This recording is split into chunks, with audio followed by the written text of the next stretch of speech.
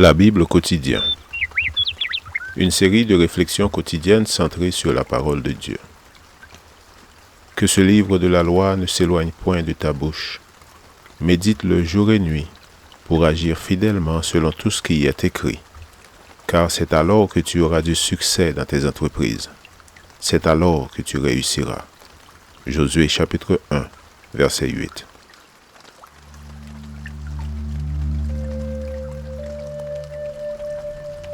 Aujourd'hui, le 28 juillet, pourquoi désespérer? Tout a été prévu. Je suis comme de l'eau qui s'écoule, et tous mes os se disloquent.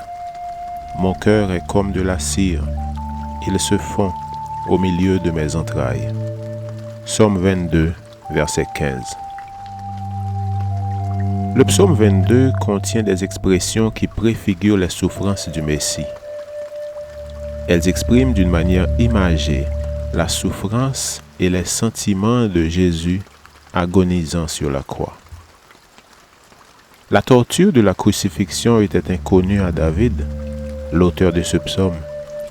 Mais dans la violence de ses combats contre ses ennemis, le Seigneur lui révéla que ses souffrances étaient bien inférieures à celles que le Messie endurerait.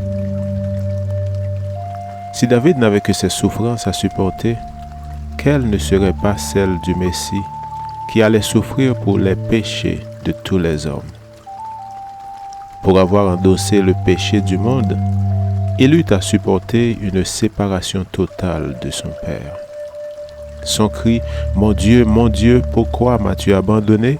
n'était pas symbolique, mais montrait que pour lui la lutte était sans recours. Selon Psaume 22, verset 1. Sans l'assistance et la présence divine, nul ne peut affronter son péché et encore moins celui du monde entier. Dieu appelle le péché par son nom.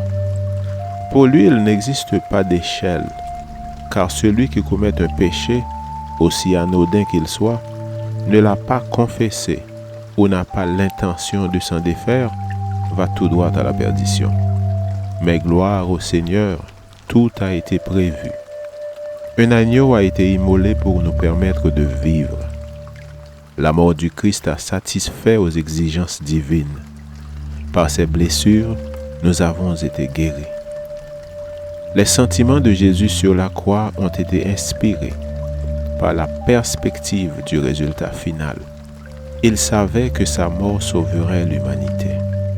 Il mourait pour sauver des hommes qui, pour la plupart, ne portaient aucun intérêt au salut. Sur la croix, Jésus semblait être totalement dépourvu de tout pouvoir pour faire quoi que ce soit en faveur de l'humanité. Certains, se basant sur le psaume 22, verset 14, interprètent ces sentiments comme une défaite totale. Je suis comme de l'eau qui s'écoule, et tous mes os se disloquent. Mon cœur est comme de la cire, il se fond au milieu de mes entrailles. À Mitzpah, les Israélites répandirent de l'eau comme symbole de leur impuissance, dans 1 Samuel 7, verset 6. Mais c'est aussi le symbole de ce que Dieu a prévu quand nous reconnaissons notre incapacité et notre dépendance totale envers lui. Il nous faut certainement mourir. Comme des eaux répandues à terre ne se rassemblent plus, Dieu ne relève pas un mort, mais dans sa pensée, il ne faut pas que celui qui est banni loin de lui le reste. 2 Samuel 14, verset 14.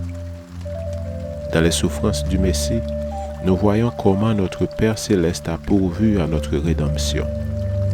Ne méprisons pas un aussi grand salut. Amen. Lecture de la Bible pour aujourd'hui dans l'Ancien Testament, Psaume 21 et 22. Et dans le Nouveau Testament, Jean chapitre 12. Merci d'avoir écouté. Je vous souhaite de passer une excellente journée avec Jésus. À la prochaine!